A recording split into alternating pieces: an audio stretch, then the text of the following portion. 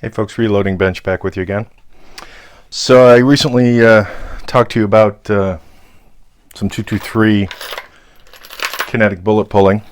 We were at the range recently and had a great score. We were shooting next to a family of 4 who had a couple of ARs. I would call them new shooters simply because of how they were at the range in terms of their activities. And not a bad thing, just a personal observation. But what was interesting is the amount of 223 they were shooting. And they weren't reloaders, obviously. So their brass was flying everywhere, and they didn't care. Asked if they wanted it, and they said no. So we went to the range with 50 rounds that we had loaded, and we came home with 283 casings. So that was a really nice score. So I spent earlier this past week prepping the brass, obviously decapping, resizing, trimming, chamfer, deburr. So this is ready to load, and I thought, based on some of the response or views that some of the videos have gotten, I was quite surprised because this all started due to the 416 Barrett build, and in between waiting on parts, I thought I'd do some other stuff, and part of that other stuff was around the new reloader and some of the things he or she may experience. And I was quite surprised to see the number of views that the turret press received. And this was my first press, and it still is a very prominent feature on my bench. In fact, I now have multiples of this press, spare parts, different size, riser, depending on what I'm doing. I like to sit when I use this particular this particular press on the bench.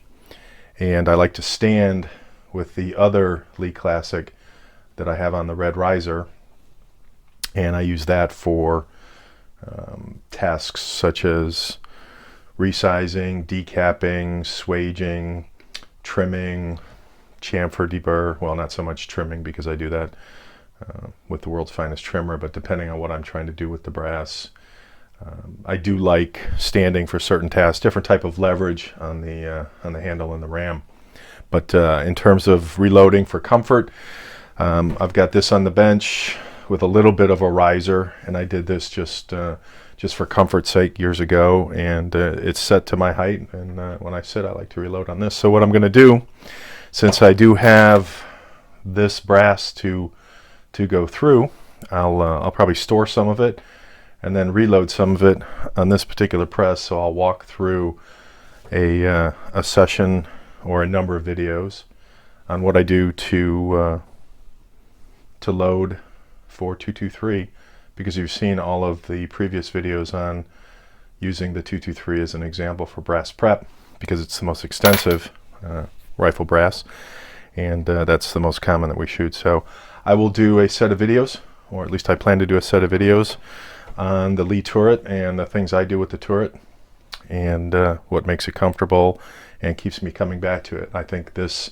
is hands down the biggest, best bang for the buck in the reloading market, period. And yes, you all know I'm a Lee fan, but in terms of what this press provides, and I'll go over that again for the either single stage or indexing, it takes the beginner step by step in terms of having total control.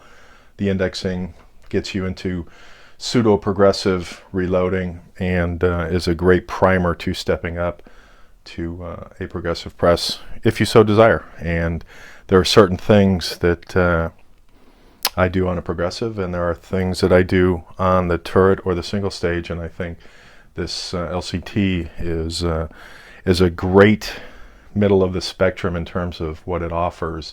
And again, the price, performance, die change, simplicity, robustness, this thing's built like a tank, is just a phenomenal value in my opinion. So you'll see more videos on the Lee Classic turret using 223 as my example for processes and methodology. So talk to you soon. Take care.